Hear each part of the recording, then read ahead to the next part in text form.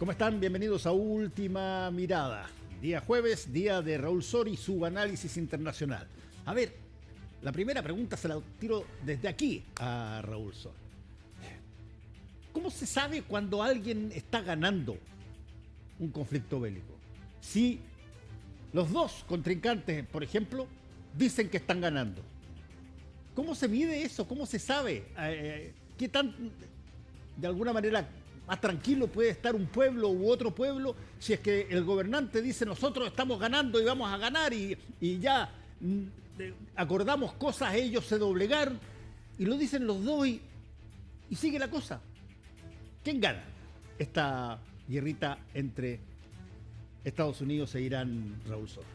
Bueno, una guerra no se sabe quién la ha ganado hasta el último día, porque pueden pasar muchas cosas.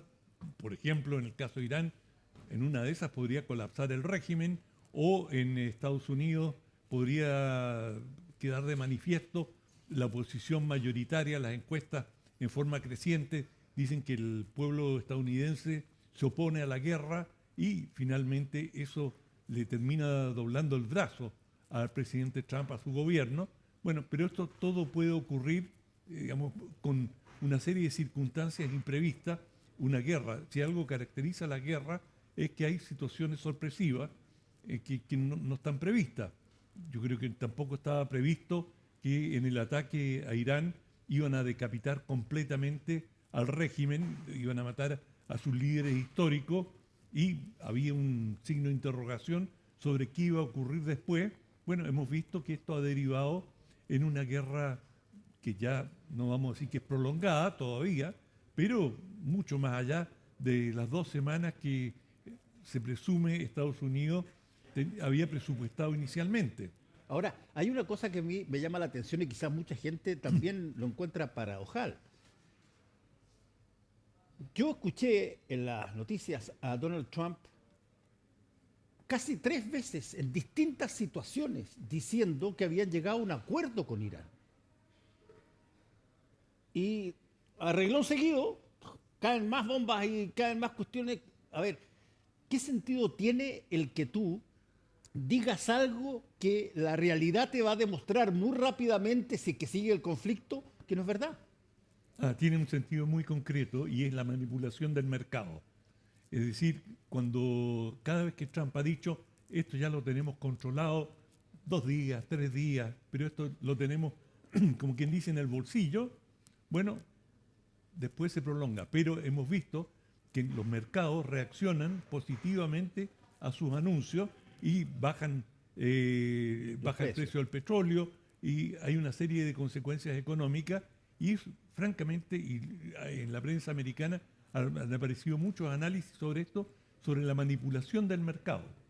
Ya, ok, entonces ya te entiendo. O sea, básicamente el que tú des signos de estar ganando busca que se aprecie el dólar, digamos. No solamente que está ganando, sino que el conflicto llega al final. Llega al y final. Si llega al final, significa que se abre el Golfo de Hormuz y que el petróleo va a circular libremente. Bueno, y cuando eso se demuestra que no pasa y sigue, y porque cuántas veces, te lo pongo así en términos coloquiales, cuántas veces tú aceptas que una persona te diga que, qué sé yo, esa persona es el mejor delantero que ha pasado por el colegio y en las divisiones infantiles de fútbol y nunca jamás hace un gol? Bueno, el síndrome de Pedrito y el lobo. Claro. Viene el lobo y bueno, finalmente, si las cosas no ocurren, vas perdiendo credibilidad. Y ahora, digamos, el presidente Trump ha hecho declaraciones insólitas diciendo que, digamos, la guerra es buena, que la inflación es buena, que no hay problema, pese a que Estados Unidos está registrando una inflación más allá de lo habitual. En fin, y bueno, ahora se había llegado a una situación en que era inminente un acuerdo de paz, y viene este derribo de un helicóptero por parte de Irán. Estados Unidos se tomó su tiempo. Obviamente hubo un debate en los medios militares y políticos en Estados Unidos cómo reaccionar a esta acción de Irán, y resolvieron reiniciar una serie de bombardeos y se han retomado las actividades militares a un nivel relativamente importante, siempre dentro del cese del fuego. Es una de las paradojas, ¿no? Estamos en cese del fuego, es decir, estamos en una tregua, pero se están dando duro, e incluso llamó la atención que en los bombardeos de Estados Unidos, en el último bombardeo ayer, destruyó un reservorio de agua potable. Y eso está claramente establecido en los acuerdos internacionales, que no se puede atacar infraestructura de servicio a la población civil. Es decir, un reservorio de agua, un depósito... Es como un hospital. Es como un hospital.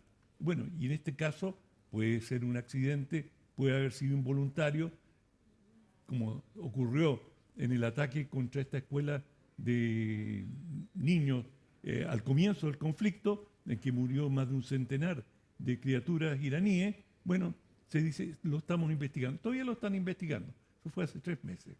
Bueno, todavía no han establecido qué ocurrió realmente, cuando se sabe perfectamente lo que ocurrió. Pero así se dan los conflictos. Sí. El punto es que en algún momento dado, uno, sobre todo estoy hablando ahora, si tú quieres, como alguien que es estadounidense, vive en Estados Unidos, tiene hijos, qué sé yo, de 20, 25 años, o sea, que cualquier posibilidad pueden ser reclutados, si que hay algo grave. ¿Cómo Bueno, esa relación entre lo que se dice y lo que efectivamente pasa, si es que no es en realidad, cómo eso afecta a la población? ¿La población sigue creyendo? ¿Qué necesita para creer de que va ganando?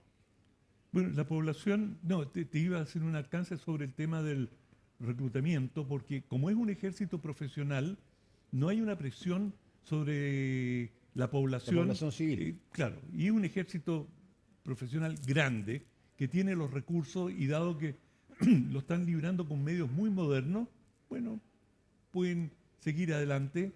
Ahora, los costos son realmente descomunales para ambos países.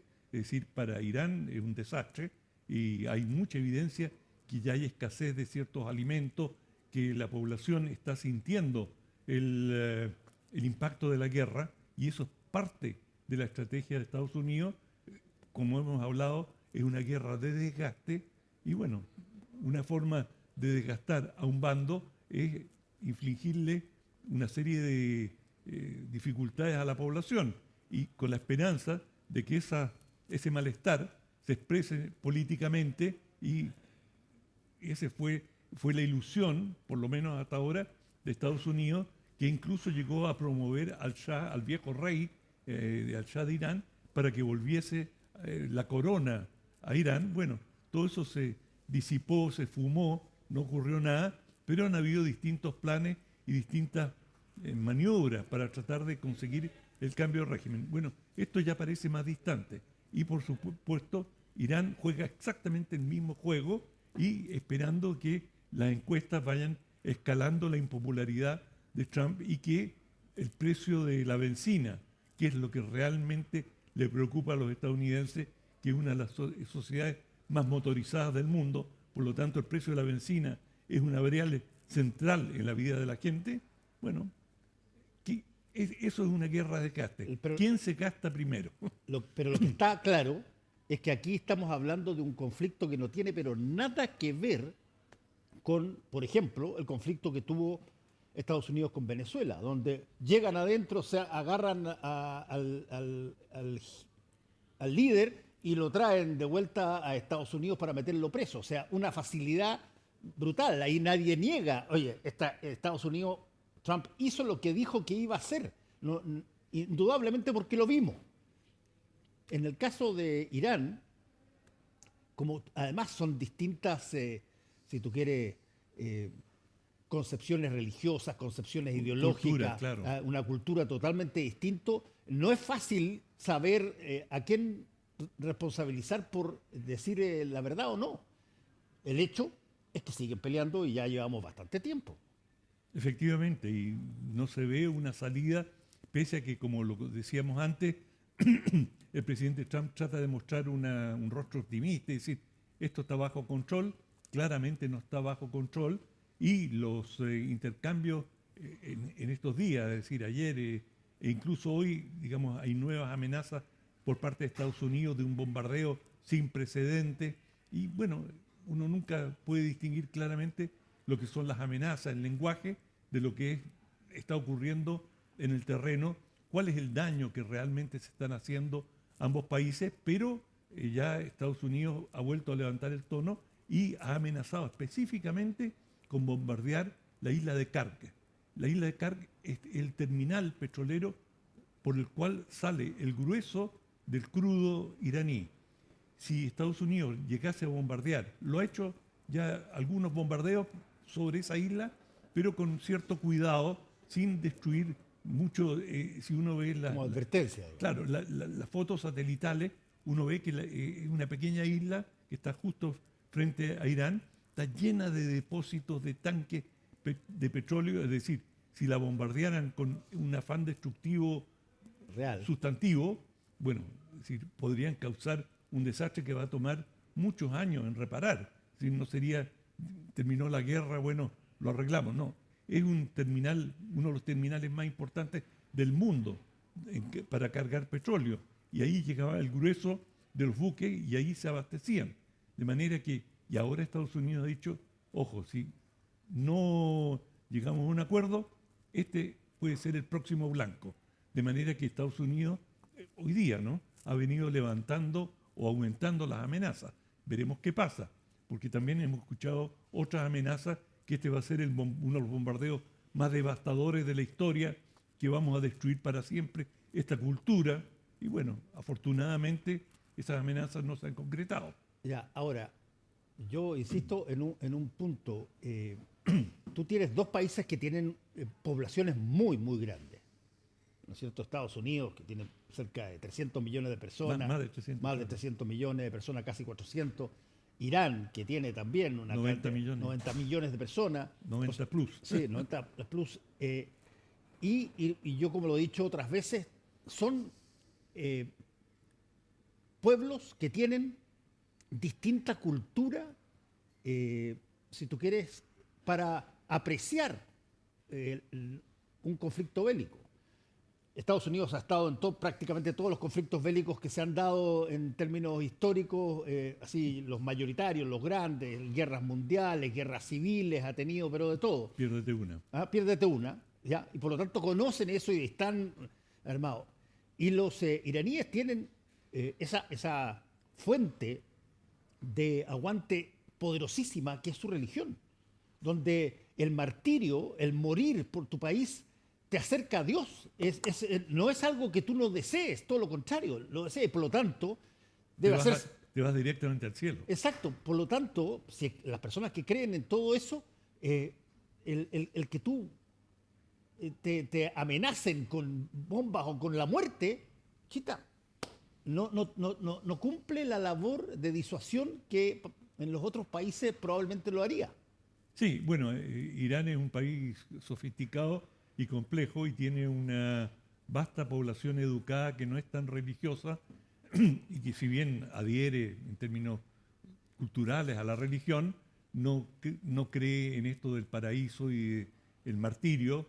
Por lo tanto, lo que hay en Irán es un régimen represivo, sí, brutal, que mantiene bajo presión. Si esto no hubiese la represión y las masacres que han ocurrido en Irán, no te quepa duda de que habrían expresiones callejeras importantes de oposición, que no necesariamente son a favor de lo que era el Shah o del viejo régimen, sino que hay una sociedad boyante, como la conocimos en Irán, que quiere una vida normal como la quiere cualquier otro pueblo, y que tampoco quieren la tiranía religiosa que le impone a las mujeres una tenida, y que si no visten de acuerdo a los preceptos religiosos, bueno, se exponen a latigazos, se exponen a castigo. Un país que aplica la pena de muerte a diestra y siniestra, con pocos precedentes o pocos países que, recurren a la pena de muerte con esa facilidad con que se hace en Irán.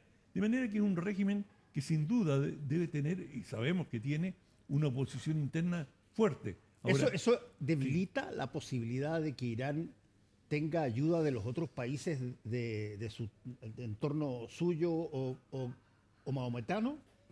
sí, bueno, digamos, el conjunto del mundo árabe pertenece a otra variable del Islam que son los sunitas. Y, digamos, el Islam iraní es chiita. Y son, bueno, uno dice, bueno, todos son musulmanes, cierto, pero es lo mismo que decir son todos cristianos. Es decir, una cosa es ser católico y otra es ser protestante, por decirlo. Que ahora uno dice, bueno, no, son todos cristianos, dejémonos de cosas. Pero sabemos la historia de Europa y las masacres atroces que se cometieron entre católicos y protestantes, unos contra otros, y las guerras que devastaron Europa por ese motivo. De manera que no hay que subestimar lo que en ciertas circunstancias históricas representa la religión y el fanatismo que ello genera.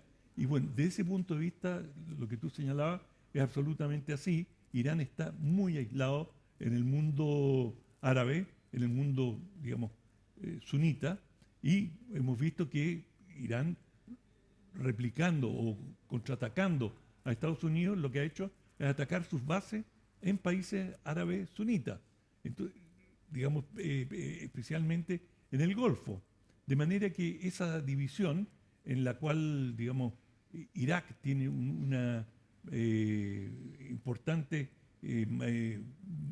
sección chiita, colabora con Irán. Hay Hezbollah en Líbano, es chiita. Entonces, ese arco del chiismo, que hasta cierto punto el gobierno sirio anterior era, digamos, de una minoría que es próxima al chiismo, no eran estrictamente chiitas, era una variable. Es decir, el mosaico, la fragmentación religiosa en el Medio Oriente es enorme y es muy importante y gravitante. Pero digamos, raya para la suma, Irán sí está muy aislado en el Medio Oriente. Y ahora, una de las cosas que Irán ha dicho a quien quiera escucharle es básicamente reflejar su pero tremendo encono contra Israel. Israel es para Irán y probablemente para otros países árabes que han tenido conflictos con el Estado israelí, es una localización de un país en un lugar donde está todo el tiempo en riesgo de que se crucen los balazos y se crucen los gritos y todo lo demás. ¿Qué tiene que ver Israel ahora? Bueno, para en esta decirte, pelea. el encono que tiene el régimen iraní con Israel es que ni siquiera nombran a Israel. Claro. Hablan de la entidad sionista. Es decir, ni siquiera lo mencionan por el nombre del país. Y bueno, esto, no, en el pasado, durante el régimen del Shah de Irán, Irán e Israel tenían excelentes relaciones. Sí. Y eso fue, digamos, una de las cosas que, si tú quieres, hasta cierto punto, la entidad sionista hoy día está pagando, como dirían los iraníes, está pagando la factura por esa alianza en que se ve a Israel, o se la vio como el aliado de Estados Unidos que colaboró para mantener la dictadura, digamos, que fue una dictadura muy, muy brutal. La del Shah. La del Shah. Bueno, y quedó este resentimiento y esto se engarzó, se entremezcló con los sentimientos religiosos y ha terminado en una mezcla bastante tóxica en la cual, por cierto, Israel también tiene mucha responsabilidad porque ha tenido una política sistemática de agresión hacia Irán, especialmente en lo que se refiere a su programa nuclear. Y digamos, desde muy temprano, cuando todavía no se combatía, digamos, había una agresión pública, Israel fue desarrollando una serie de mecanismos y uno particular que fue muy espectacular, digamos, de un punto de vista digamos, gráfico, fue el desarrollo de un gusano cibernético, Stuxnet se llamó, y que infectó todos los sistemas computacionales del programa nuclear iraní, eran una maquinaria Siemens importada de Alemania, las infectó y tiró el programa nuclear, lo retrasó en años. Bueno, junto con eso asesinó en distintos lugares a científicos nucleares, sí, a los más importantes, de manera que esta guerra soterrada que ha venido librando Israel e Irán, por cierto, se las cobraba a través de atentados, a través de acciones también de Hezbollah y otros grupos afines, de manera que han venido dándose, digamos, patadas bajo la mesa, por decirlo, durante mucho tiempo, hasta que el conflicto ha estallado en la superficie, que es lo que estamos viendo ahora. Eso, y a mí yo insisto en el punto de las guerras modernas. Por cierto, tienen todavía un resabio enormemente importante respecto de las guerras anteriores. Las guerras anteriores, igual que las modernas, cuando tú vas, porque te pongo un ejemplo, pides un territorio que consideras que es tuyo y el otro dice que es de él y se pelean, es fácil saber quién ganó por quién se quedó con el territorio que estaba en pelea. Y por lo tanto tú lo ves, eso. Pero, ¿cómo se ve aquí quién puede ir ganando y quién no? Bueno, lo hemos dicho en otras ocasiones, para Irán no perder es ganar. Y para Estados Unidos e Israel no ganar es perder. Es decir, el tiempo juega a favor de los iraníes y los iraníes han demostrado, ya entrando prácticamente al cuarto mes de guerra, que no lo pueden quebrar. Y si esto se mantiene, incluso si hay nuevos bombardeos, esta idea de que pueden hacer bombardeos devastadores que los van a devolver, los van a tirar siglos para atrás, no se va a dar. Y que, en definitiva, Irán va a sobrevivir y va a seguir siendo una potencia en la región con una capacidad importante de proyección. A tal punto, Fernando, que muchos de los países del Golfo Pérsico, muchos de los sultanatos de la región, han comenzado a sacar la cuenta y decir, está bien, Estados Unidos es nuestro aliado principal, pero Estados Unidos no va a sacrificar su bienestar por nosotros. Aquí, al final del día, nos vamos a tener que rascar con nuestras propias uñas y mejor nos cuidamos frente a Irán. Y por eso, pese a que muchos de ellos tienen cierta capacidad militar, se han abstenido de replicar y de responder a los bombardeos que Irán les ha hecho y viene de lanzar una serie de misiles sobre algunos de estos países y bueno... ¿No se interpreta eso como una declaración de guerra contra estos dos países? Por cierto, bueno... O sea, si aquí llega un país que es limítrofe con Chile y de repente caen 5 misiles en un determinado lugar, uno entendería inmediatamente que eso no es condoro. Bueno, la posición de Irán es, nosotros no lo estamos atacando a ustedes. Lo que nosotros atacamos son las bases estadounidenses que ustedes han permitido que se instalen en vuestro país. Y por lo tanto, si ustedes quieren estar a salvo de nosotros, desháganse de Estados Unidos, que retiren, cierren las bases, que una de las reivindicaciones principales de Irán para un acuerdo de paz, o sea, que Estados Unidos se retire militarmente de la región. Imagínate lo que eso significaría para Estados Unidos en términos de su estatura internacional.